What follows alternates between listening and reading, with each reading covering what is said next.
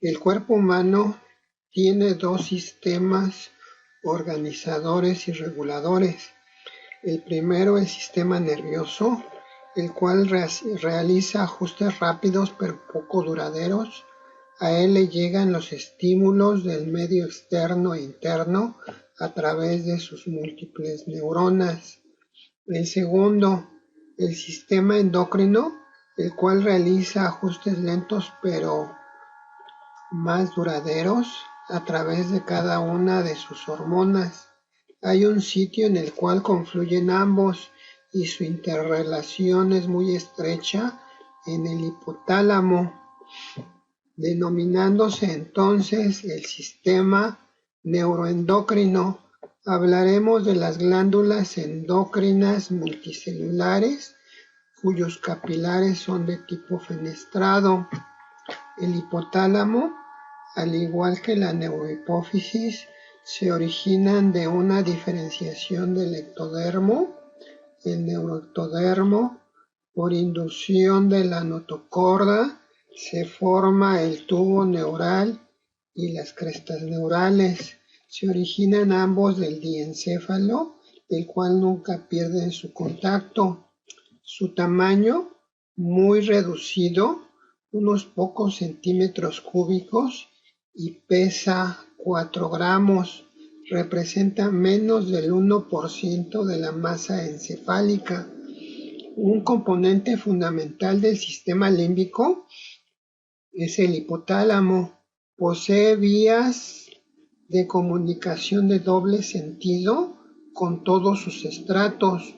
Sus funciones: el control del comportamiento emocional, regular muchos estados internos del cuerpo, como la temperatura, la osmolalidad de los líquidos corporales y los impulsos para comer y beber, y para el control de peso. Se denominan en su conjunto funciones vegetativas del encéfalo. Las neuronas son las células filogenéticamente más antiguas que producen sustancias señal endocrina.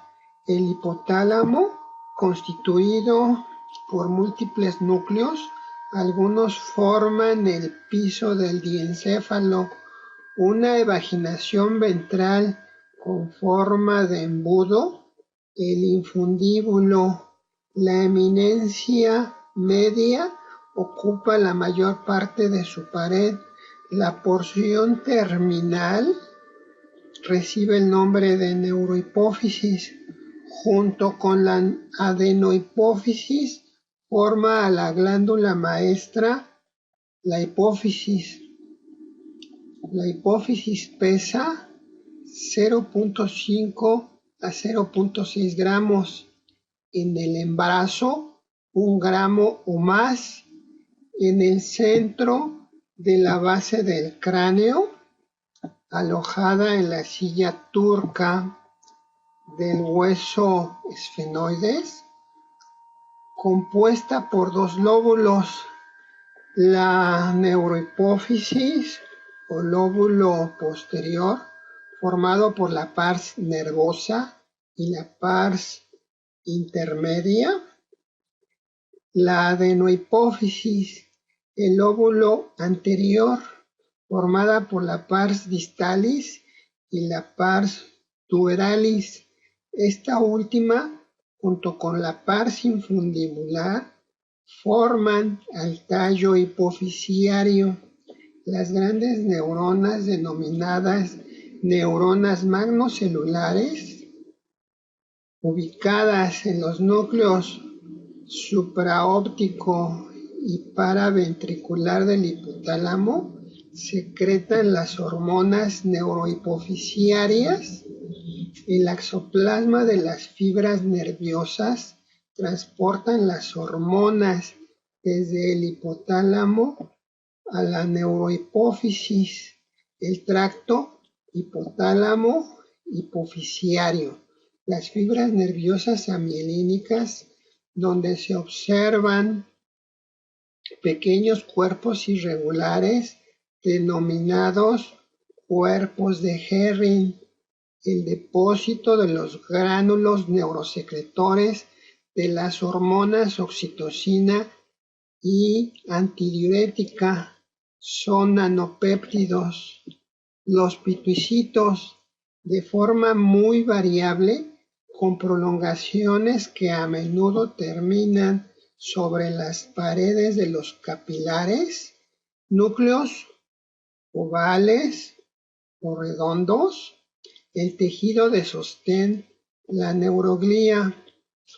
En el núcleo paraventricular predomina la producción de oxitocina, estimula a las células mioepiteliales de las glándulas mamarias para la eyección de leche y a las células musculares lisas del útero para que se contraigan durante el parto, mientras que en el núcleo supraóptico se forma sobre todo la hormona antidiurética. En el riñón provoca la reabsorción de agua en los conductos colectores y en los segmentos finales de los túbulos contorneados distales. Concentra la orina y así tiene un efecto antidiurético. Además, estimula la contracción del músculo vascular, de ahí el sinónimo de vasopresina. El hipotálamo, en sus diversas partes, dispone de neuronas especiales que sintetizan y secretan hormonas liberadoras e inhibidoras hacia los líquidos tisulares. Envían sus fibras nerviosas a la eminencia media y al tuber cinereum, una prolongación del tejido hipotalámico en el tallo hipofisiario. Pasan de inmediato al sistema porta hipotálamo hipofisiario de tipo venoso, dado que se interpone una vena entre dos lechos capilares, el primero en el hipotálamo, donde se incorporan las hormonas al sistema cardiovascular, se forma la vena y viajan directamente a los senos venosos de la glándula adenohipofisiaria, donde se forma a partir de esa misma vena el segundo lecho capilar y las entrega a sus dianas celulares para controlar la secreción de sus hormonas. En el caso de las inhibidoras, la hormona inhibidora de prolactina. El resto son liberadoras. Hormona liberadora de gonadotrofina, hormona liberadora de somatotrofina, hormona liberadora de tirotrofina, hormona liberadora de corticotrofina.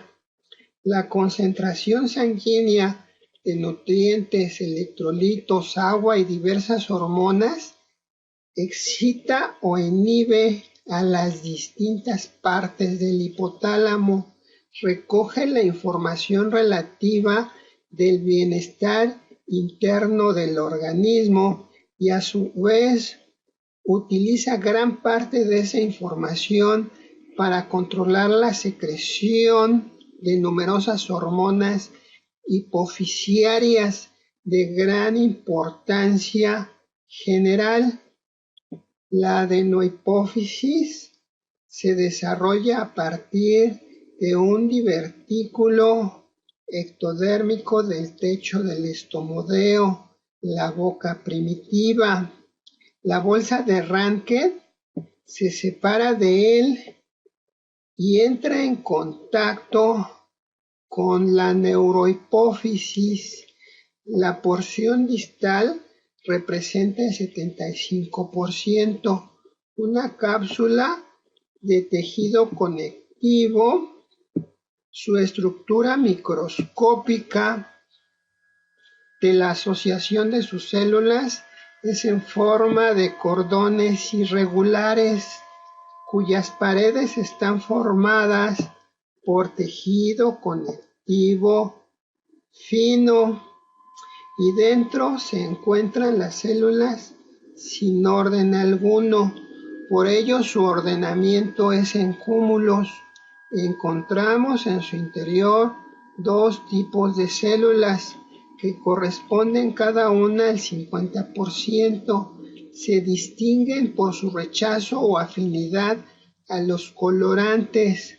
Las cromófobas o células C, también llamadas células principales, pequeñas, redondeadas o poligonales, poco citoplasma en reserva, no secretorias o cromófilas que perdieron sus gránulos. Las cromófilas, que corresponden al 50% restante y se subdividen a su vez de acuerdo a la afinidad a los colorantes ácidos o básicos, en células alfa, acidófilas, eosinófilas, cuyos gránulos citoplasmáticos se tiñen con eosina, constituyen un 35 a 40% más grandes que las cromófobas y se dividen en somatotrofas, que producen somatotrofina u hormona del crecimiento para estimular al cartílago de crecimiento de los huesos largos. Las lactotrofas producen prolactina, cuya función es estimular a las células alveolares de la glándula mamaria para la síntesis y producción de leche. Las células beta basófilas, cuyos gránulos citoplasmáticos se tiñen ligeramente con hematoxilina y eosina, constituyen un 10 a un 15%. Las más grandes células de la adenohipófisis se dividen en 3 tirotrofas. Producen la hormona tirotrópica o tiroestimulante para estimular la producción de las hormonas tiroideas. Gonadotropas, productoras de hormona folículo estimulante para la maduración de los folículos del ovario.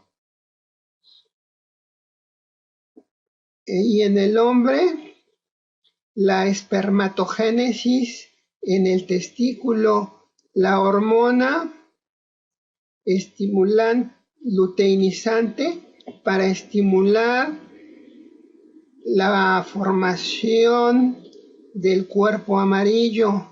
En el hombre se llama hormona estimulante de las células intersticiales de Leydig para la producción de testosterona. Y corticotropas producen la hormona adenocorticotrópica para el crecimiento de la corteza de las glándulas suprarrenales y secreción de glucocorticoides en las zonas fascicular y reticular. Pars intermedia. Se cree que son restos de la bolsa de Ranke formada por folículos que contienen un líquido con abundantes proteínas. No se sabe que tenga función alguna. Tiroides. Su peso de 20 gramos en el adulto, formada por 2 lóbulos, uno izquierdo y otro derecho, unidos por el istmo.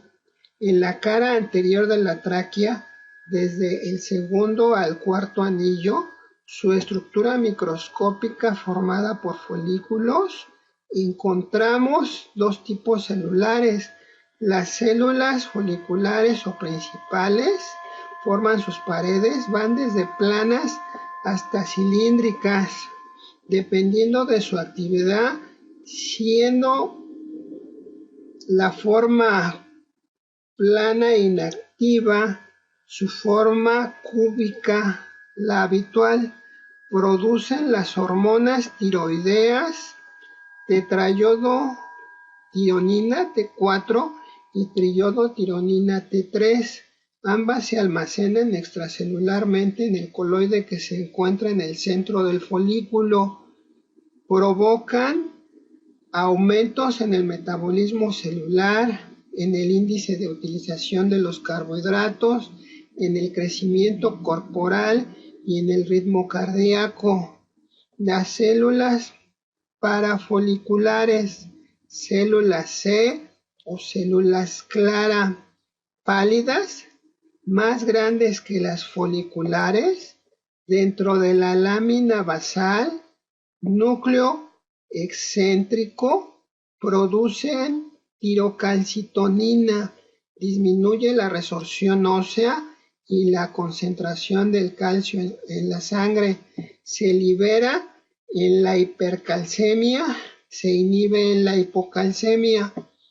Vemos aquí una microfotografía electrónica de barrido de los folículos tiroideos, cómo sus células foliculares forman sus paredes de cada uno de ellos. Vamos a contestar en el examen estructura, célula, capa, folículos, órgano, tiroides, sistema o aparato endocrino. Ahora vamos a utilizar estos cuadros sinópticos concentrados, en los cuales vamos a manejar lo aprendido en la histología general, tejido epitelial, variedad glandular endocrino, estructura célula-capa, folículos. Y en la histología especial determinaremos lo característico del órgano. Folículos, células foliculares, células parafoliculares, con lo cual daremos el diagnóstico histológico, que es el nombre del órgano, tiroides, y el sistema al cual pertenece, endocrino.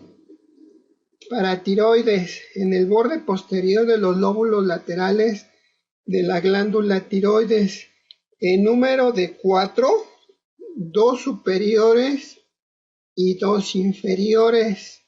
Estas últimas más voluminosas, su peso oscila entre 20 a 25 miligramos hasta 50. De cada una de las inferiores, su peso entre las 4 de 130 miligramos. Una cápsula de tejido conectivo que la rodea y penetra en su interior. Su estructura microscópica en cordones irregulares contiene dos tipos de células: las células principales, las más abundantes, núcleo grande, central y vesicular, productoras de la hormona paratormona, que estimula a los osteoblastos, que a su vez estimulan a los osteoclastos para la reabsorción de hueso y liberación de calcio a la sangre, aumentando la calcemia. Las células oxífilas, más grandes que las principales, núcleos pequeños, picnóticos, aparecen de los 5 a los 7 años de edad, aumentan en la pubertad. Con el transcurso de los años, aumenta el tejido adiposo asociado.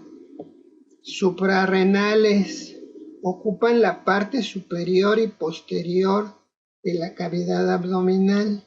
En el polo superior de cada riñón, un peso de 10 a 12 gramos en conjunto, más o menos piramidales, rodeadas por una envoltura de tejido conectivo llamada cápsula, compuestas por dos tejidos diferentes, uno central, la médula, que corresponde al 10% de la glándula, la corteza periférica de 80 al 90% restante, esta última dividida en tres zonas, de la periferia al centro encontramos a la zona glomerular, por su similitud a los glomérulos renales, cuya asociación microscópica de sus células es en cúmulos, corresponde al 15%, produce la aldosterona, un mineralocorticoide muy importante que aumenta la reabsorción tubular de sodio, sobre todo en los conductos colectores corticales. Aumenta también la eliminación de potasio. B. La zona fascicular, cuya asociación microscópica de sus células es en cordones regulares en forma radiada, formados por un par de células que se denominan espongiocitos por su apariencia, debido que al realizar la técnica histológica se eliminan los lípidos de su interior, corresponde al 78%, produce los corticosteroides como el cortisol, cuya principal función es actuar sobre el metabolismo de los hidratos de carbono y las proteínas. Y C. La zona reticular, cuya asociación microscópica de sus células es de cordones irregulares en forma de red, se establece al tercer año de vida y corresponde al 7%. Sintetiza pequeñas cantidades de andrógenos, de hidroepiandrosterona y androstenodiona, y cantidades mínimas de estrógenos. La médula, con células cromafines, poliédricas y a menudo alargadas. Los feocromocitos, muy juntas, forman cordones irregulares, producen catecolaminas, casi el 90% adrenalina, estimula al músculo cardíaco y al sistema de conducción del corazón, aumentando su frecuencia y el volumen minuto. Vasodilata a las arteriolas musculares para aumentar el flujo sanguíneo. Broncodilatadora, glucogenólisis hepática, aumentando la glucemia, y en los adipocitos aumenta la liberación de ácidos grasos libres a la sangre. Lipólisis, y el 10% noradrenalina, principal sustancia neurotransmisora, neuronas ganglionares simpáticas multipolares, aisladas o en pequeños cúmulos, y cuenta con células sustentaculares que representan a su neuroglía. Páncreas, situado en la porción superior del abdomen, delante de la columna lumbar, en relación con la primera y la segunda vértebra, lo divide en un tercio derecho y dos tercios izquierdos. Su mitad derecha es horizontal y la izquierda ligeramente oblicua, de dentro a fuera y de abajo a arriba, entre el duodeno a la derecha y el hilio esplénico a su izquierda. Su peso de 70 gramos. Una glándula exócrina con tejido endocrino. por lo tanto mixta, aproximadamente del 1 al 3%, formado por agrupaciones pequeñas de 100 a 200 micras de diámetro, cuya estructura microscópica es en cúmulos. Por no tener un orden, sus células en mayor número en su cola se encuentran dentro de los lobulillos. Las células A, células alfa, acidófilas, más grandes que las células B, suelen encontrarse en la periferia. Secretan glucagón, se libera cuando disminuye la glucemia y representan cerca del 20%. Las células B, células beta, se encuentran en el centro, pálidas en preparados con hematoxilina y eosina. Se tiñen con aldehído fuchsina y representan alrededor del 70%. Secretan insulina, se libera cuando aumenta la glucemia, estimula los procesos anabólicos en los músculos, el hígado y el tejido adiposo. Estimula el transporte de glucosa a través de la membrana de determinadas células. Las células C, células clara, sin gránulos, representan el 5%. Las células D, células delta, secretan somatostatina y representan del 5 al 10%. Tienen acción parácrina, inhiben la secreción de los otros tres tipos celulares en los islotes. Las células F o células PP secretan polipéptido pancreático y representan del 1 al 2% de las células.